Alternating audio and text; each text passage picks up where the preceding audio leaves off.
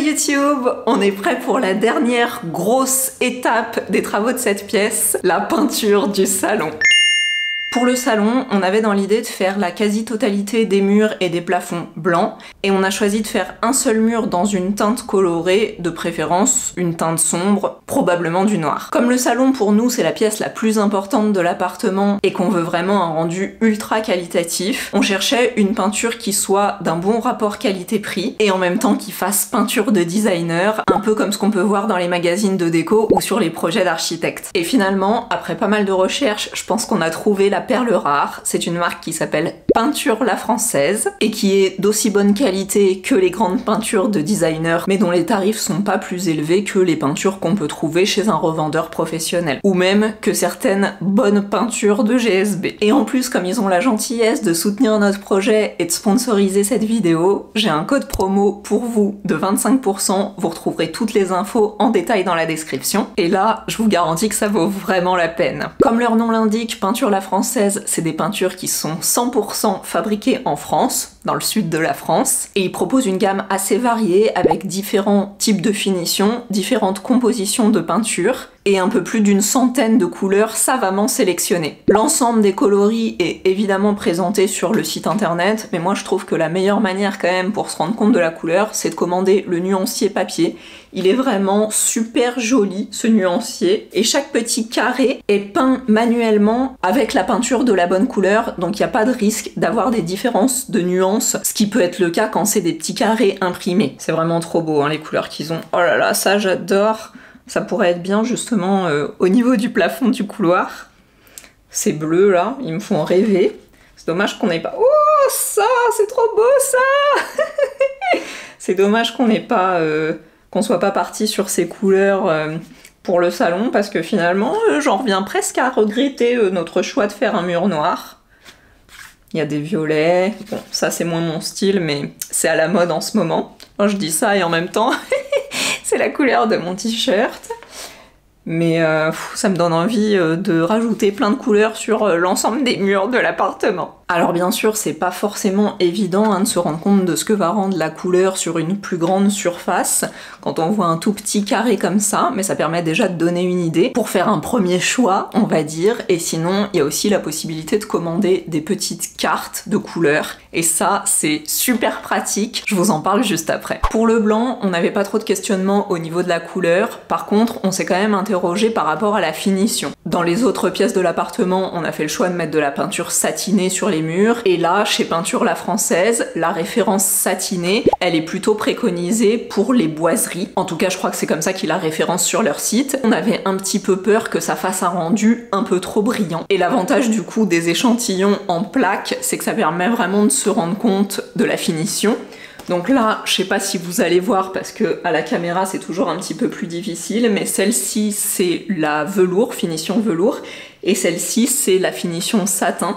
Et clairement, bon bah, tout de suite, quand on a vu les échantillons, pour nous, il n'y avait aucun doute, c'est sûr qu'on préfère la version satin. Ça fait des petits reflets, ça réverbère la lumière du jour. Alors que sur la finition velours, et ben pour le coup, on voit qu'il n'y a vraiment aucune brillance. Donc le velours, c'est toujours un bon intermédiaire si vous voulez peindre l'intégralité d'une pièce, aussi bien les murs que le plafond, sans avoir besoin de changer de peinture. Mais nous, alors là, on voit que c'est quand même très mat par rapport à du satin, mais sur le nuancier, on se rend quand même compte que le velours, il y a un petit peu plus de brillance, un petit peu plus de reflet que la finition mat, et nous du coup c'est vraiment la finition mat qu'on va choisir pour nos plafonds. Donc je vous montre ce que ça donne accroché au mur, parce que c'est ça qui est pratique. C'est qu'avec un peu d'électricité statique, hop, ça va permettre de venir tenir au mur. Donc vous voyez, c'est pas flagrant, en fait ça dépend où est-ce qu'on se place par rapport à la lumière, ça c'est le satin, et du coup ben voilà, quand je bouge, on voit qu'il y a des petits reflets, alors que ça, la version velours, il y a zéro reflet. Et même au toucher, hein. Là quand on touche celle-là, elle est beaucoup plus lisse et douce. Et tant que j'y pense, je voulais vous dire qu'il y a un truc qui est important à considérer sur le choix du blanc, notamment si comme nous vous avez fait le choix d'avoir un plan de travail de cuisine blanc, c'est qu'il faut que les deux nuances de blanc se marient bien. Parce que selon la tonalité du plan de travail, qui peut être un peu plus chaude ou un peu plus froide que la couleur de la peinture, surtout si vous prenez des blancs un peu cassés, il faut que l'association entre les deux soit pas trop bizarre.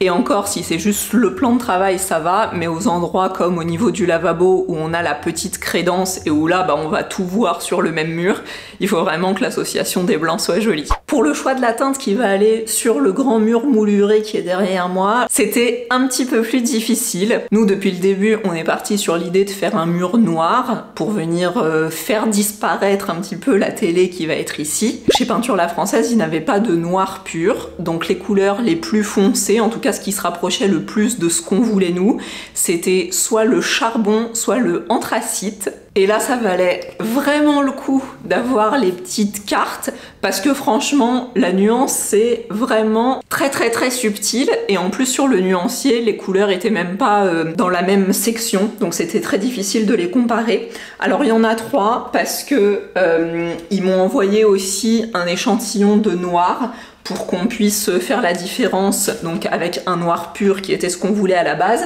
et puis leurs deux teintes, franchement même juste comme ça, c'est un peu difficile de les différencier, mais celle-ci c'est charbon et celle-ci c'est anthracite. Et d'ailleurs ça c'est un point intéressant à savoir, c'est que si vous avez une couleur vraiment spécifique que vous voulez, mais qui n'existe pas sur le nuancier de Peinture La Française, ils sont capables de vous la créer sur mesure.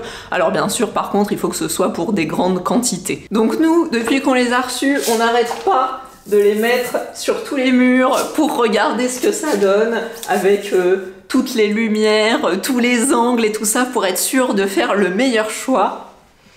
Et finalement, ce qu'on trouve, c'est que le noir pur, il est trop foncé, trop profond. Même si c'est sans doute celui devant lequel la télé va le mieux disparaître, nous, on n'aimait pas trop ce rendu parce qu'on trouvait que c'était trop sombre. Et comme c'est quand même un grand mur qui va être visible depuis l'intégralité du salon, on voulait quelque chose d'un petit peu plus doux. Et on a du coup pas mal hésité entre le charbon et l'anthracite, parce que vraiment les deux sont super jolis. La différence c'est vraiment sur le sous-ton, je sais pas si on dit comme ça, mais en gros le charbon il va être plus dans des teintes de rouge. Alors je sais que c'est difficile à voir comme ça parce qu'ils ont l'air tous noirs, mais celui-ci il est un petit peu plus chaud, un petit peu plus rouge-violet, j'ai envie de dire rouge-violacé, alors que celui-ci, je crois que sur leur site, ils disent que c'est orange. Nous, on le trouve un peu plus jaune-vert. On a peur qu'avec notre lumière, qui est déjà assez verte à cause des vitrages de nos fenêtres, ça soit trop vert justement, et donc que le rendu soit pas aussi chaleureux que ce qu'on voudrait. Donc je pense qu'on va plutôt partir sur cette teinte là qui est finalement un bon intermédiaire entre le noir très foncé qu'on voulait à la base et quelque chose de plus doux. Bon, c'est vraiment du micro détail parce que honnêtement je pense que si on n'avait pas les plaques qu'on mettait les unes à côté des autres, on serait presque pas capable de faire la différence.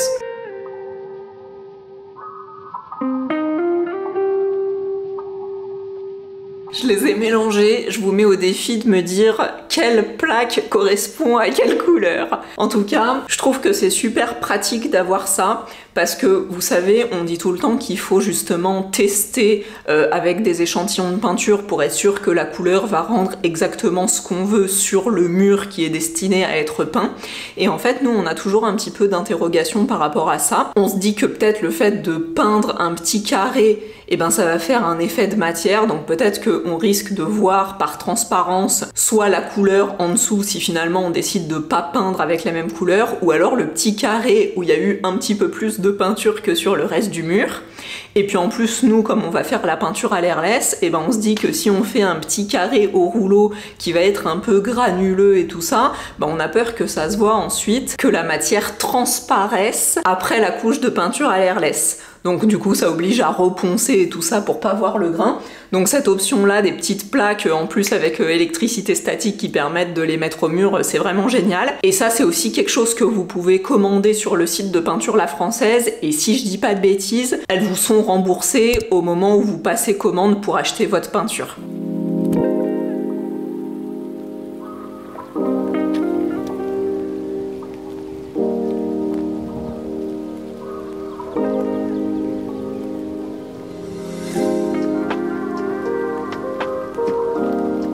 Donc sachant qu'on a un mur à faire qui sera coloré, tout le reste des murs qui sera blanc en peinture satinée et les plafonds en peinture mate, il faut qu'on sache dans quel ordre on va procéder. Donc nous, ce qu'on a décidé de faire, c'est de commencer par le mur coloré, le mur noir, parce qu'on pense que ça va être un petit peu plus simple de bâcher juste autour de ce mur-là. Et aussi parce que si jamais il y a des petites particules de noir qui viennent se mettre sur les autres murs, et ben on préfère que ce soit avant d'avoir tout peint plutôt qu'après, ce serait dommage quand même. Et ensuite on fera le reste des murs, donc les murs blancs, et tout à la fin on viendra faire le plafond, encore une fois pour des questions de bâchage, parce que c'est plus simple de bâcher tous les murs et de peindre le plafond ensuite, plutôt que de faire l'inverse et de devoir bâcher le plafond. Déjà pour ici, je sais pas trop comment faire pour bâcher une partie du plafond, parce que pour ce mur, donc le mur noir, on avait un petit peu d'hésitation sur où est-ce qu'on s'arrêtait de peindre en noir. Il y a des personnes qui préfèrent laisser les plinthes blanches, nous on n'aime pas trop les plinthes de couleurs différentes par rapport au mur, donc on va faire aussi les plinthes noires. Et au départ, c'était aussi notre idée de peindre la corniche en noir, sauf que après avoir rajouté les petits cadres moulurés au plafond, on se dit que maintenant ça va être bizarre de peindre une partie de ces moulures noires mais pas tout, enfin juste la corniche mais pas les petites moulures du coup. Donc je pense qu'on va s'arrêter juste en dessous de la corniche et on va vraiment faire juste un rectangle noir.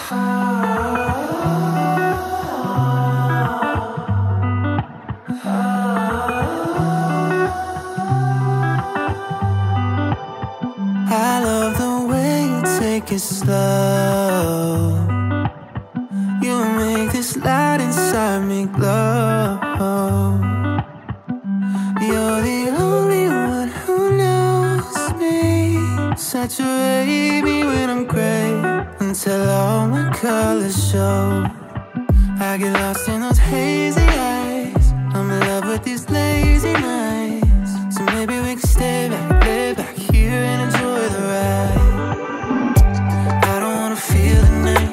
I just wanna chill under the northern lights with you, with you. I'll do whatever you want me to do. Sadie, you save me, keep me from floating away.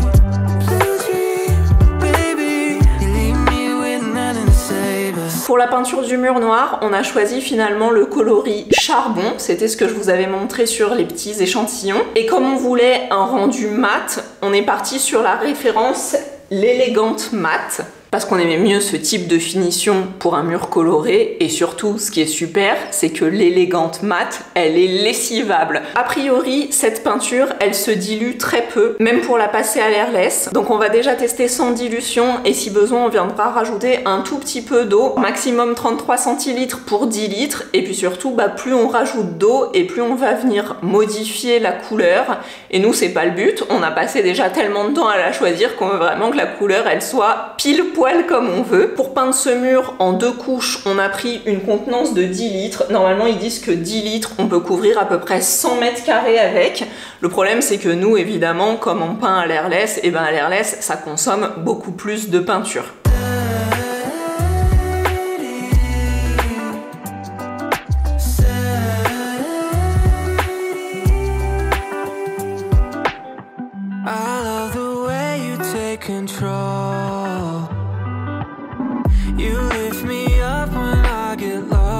Donc Stéphane vient de tester la pression, donc là sans dilution, du coup ça passe, sauf qu'il faut qu'on mette la pression plus forte par rapport à ce qu'on a fait sur les autres pièces. J'espère que ça va bien se passer parce que là c'est une grande première, non seulement avec cette peinture, mais en plus c'est notre tout premier mur coloré.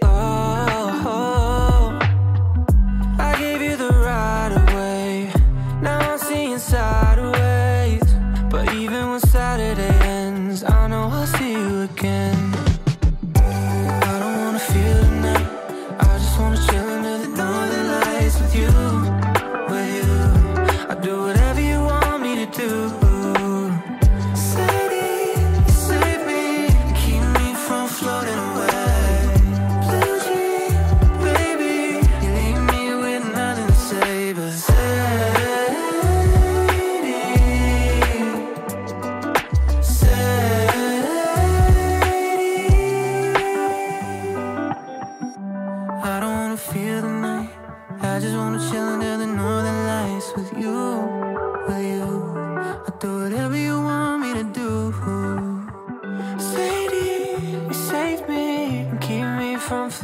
away. Blue dream, baby, leave me with nothing to say but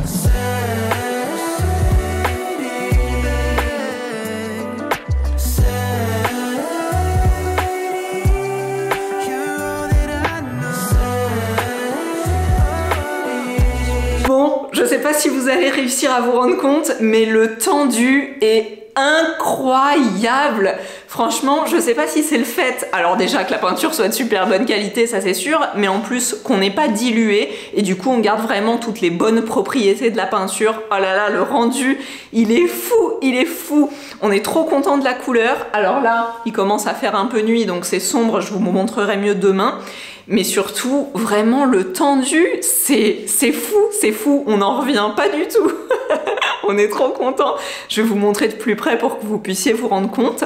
Et en fait, ce qu'on a fait au moment du bâchage, c'est qu'on est venu accrocher toutes nos bâches un petit peu plus loin, genre à un demi centimètre du mur qu'on voulait peindre. Et puis on a fait les contours au petit scotch violet de Action, là, celui qui abîme pas les murs. Et comme ça, on a pu décoller le contour et on pourra revenir mettre un scotch violet demain sans avoir à enlever toute la bâche. Et comme ça, on pourra s'éviter un petit peu de bâchage demain et passer directement à la deuxième couche. Honnêtement, ce qu'il m'avait dit chez Peinture La Française, c'est qu'à l'airless, on pouvait faire qu'une seule couche. Alors nous, on en fera quand même deux, mais c'est vrai que là, juste avec le rendu de la première couche, c'est déjà incroyable et on pourrait en vrai s'arrêter là. Après, je pense que vous voyez, il y a des endroits en haut des moulures où moi, comme je suis un peu petite et que mon jet, il part un peu en biais parce que j'arrive pas à rester bien perpendiculaire vu que je suis petite, et du coup, il y a des endroits qui sont blancs. Donc ça, je sais pas si on va le faire peut-être ce soir, on va essayer de rattraper un petit peu ce soir, comme ça au moment du deuxième passage, du coup c'est Stéphane qui fera le deuxième passage et il essayera de s'allonger au maximum pour monter au maximum et qu'on n'ait pas des endroits finalement où le jet n'arrive pas, mais de toute façon avec des murs moulurés, forcément il y a des endroits où la peinture a du mal à passer parce que sinon il faudrait incliner le pistolet dans tous les sens et là on n'aurait pas un grain qui serait super joli.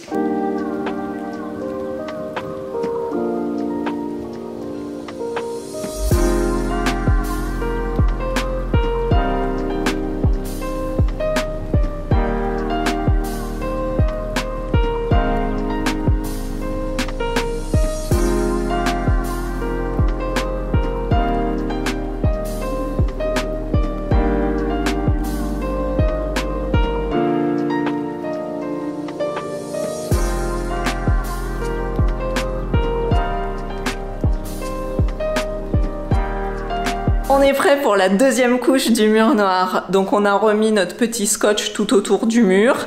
On a masqué les petits endroits où il y avait eu la bâche un petit peu déchirée, etc. Et j'ai bien repassé l'aspirateur tout le long du mur parce que vous savez, quand on projette à l'airless, en fait, on commence toujours contre la bâche ou contre le craft en haut pour pas avoir le premier jet qui vient se mettre sur le mur parce que quand on démarre le pistolet, en fait ça fait un genre de petit crachat et du coup ce coup là il faut le faire en gros dans le vide pour pas qu'il soit justement contre le mur et que ça vienne projeter du crachat sur le mur. Et donc en fait, quand on fait ça, ça projette aussi la poussière qui est un petit peu au sol. Et donc il faut vraiment que le sol devant le mur qu'on peint soit vraiment hyper clean pour pas qu'il y ait de la poussière qui vienne se coller dans le mur qu'on est en train de peindre. Et nous, jusqu'à maintenant, on a vu qu'il y avait des gens qui avaient des problèmes sur les réseaux et tout ça, les gens qui partagent justement leurs mauvaises expériences à l'airless. Nous, c'est vrai que jusqu'à maintenant, on a eu de la chance, je croise les doigts, mais on n'a jamais eu ce problème de poussière collée dans notre mur. On a toujours un rendu vraiment parfait, même en bas des murs. Donc du coup voilà, c'est important de bien nettoyer, donc je suis bien revenue passer l'aspirateur en bas ici, comme ça normalement on devrait être tranquille pour notre peinture du jour. Et alors j'ai repeint hier soir, enfin j'ai passé un petit coup de pinceau vite fait sur tous les endroits en haut qui étaient restés un peu blancs, etc. Franchement c'était la galère d'aller dans les motifs et tout ça, d'ailleurs il y a des endroits où je l'ai pas très bien fait parce que c'était un peu pénible et j'espère qu'à la deuxième couche on va pouvoir arriver à mieux peindre à l'intérieur des motifs. Et d'ailleurs c'est bien quand on a des murs avec beaucoup de motifs et beaucoup de relief de peindre à l'airless, parce que franchement au pinceau c'est vraiment pénible.